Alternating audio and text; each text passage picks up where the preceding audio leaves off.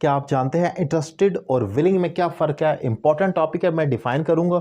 दोनों का लफ्ज़ी मतलब है राज़ी होना। दोनों का मतलब है आप किसी भी चीज़ में अपनी रज़ामंदी शो करते हैं तो आप इंटरेस्टेड हैं या विलिंग हैं, लेकिन फ़र्क है दोनों में। अब क्या फ़र्क है उसको डिफ़ाइन करूँगा। अगर आपको मेरे पढ़ाने का तरीका पसंद आए तो आप मुझसे ऑनलाइन इंग्लिश लैंग्वेज कोर्स कर सकते हैं, पाकिस्तान में या पाकिस्तान से बाहर किसी भी जगह से एक रीज़नेबल फ़ी पे कर कर।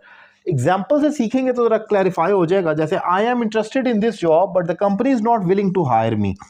आई एम इंटरेस्टेड, इंटरेस्टेड कोई भी शख्स किसी भी चीज़ में हो सकता है। फॉर एग्जाम्पल, अगर आपके पास गली में कोई गाड़ी खड़ी है, आप मालिक के पास जाकर कहते हैं एक्चुअली मैं आपकी गाड़ी खरीदने में इंटरेस्टेड हूँ, तो आप इंटरेस्ट लें, मैं भी ले सकता हूँ, आप भी ले सकते हैं, कोई किसी को रोक नहीं सकता किसी चीज़ में इंटरेस्ट लेने से। लेकिन इंटरेस्ट तो आपने ले लिया, अब आप क्या चाहते हैं? ऑब्वियसली आप परचेज करना चाह रहे हैं, लेकिन वो मालिक आगे से कहेगा लेकिन मैं इसको बेचने में विलिंग नहीं हूँ, बेचने के लिए राज़ी नहीं हूँ, तो वो विलिंग कहेगा, ये नहीं कहेगा मैं इसको बेचने में इंटरेस्टेड नहीं हूँ। नहीं, जो ऑफर का जवाब होता है वो विलिंग के साथ आता है कि वो विलिंग है या नहीं है। जो आपने इंटरेस्ट लिया है उसका जवाब आया कि वो विलिंग होगा या नॉट विलिंग होगा। लेकिन इंटरेस्ट कोई भी ले सकता है, जिसे कहते हैं ना वन साइडेड लव, वो एक वन साइडेड लव की तरह है। कोई भी लड़का किसी लड़की में इंटरेस्ट ले रहा है तो ठीक है, लेता रहे, लेकिन अगर लड़की राजी नहीं है शादी के लिए तो वो कहेगी आई एम नॉट विलिंग। वो ये नहीं कहेगी आई एम नॉट इंटरेस्टेड।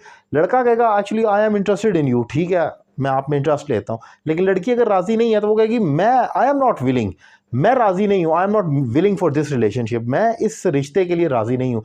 तो इंटरेस्ट कोई भी ले सकता है, लेकिन जब उस इंटरेस्ट का जवाब आता है, जैसे मैंने लिखा आई एम इंटरेस्टेड, मैं तो इंटरेस्ट ले रहा हूँ इस जॉब के लिए, लेकिन कंपनी को अगर मेरी ज़रूरत नहीं है तो कंपनी ये नहीं कहेगी कि हम आपको रखने में इंटरेस्टेड नहीं है। कंपनी कहेगी हम राज़ी नहीं है, they are basically not willing to hire me, वो मुझे हायर नहीं करना चाह रहे, रजामंदी नहीं है उसके लिए, तो ऑफर ख़त्म होगी, रिजेक्शन होगी।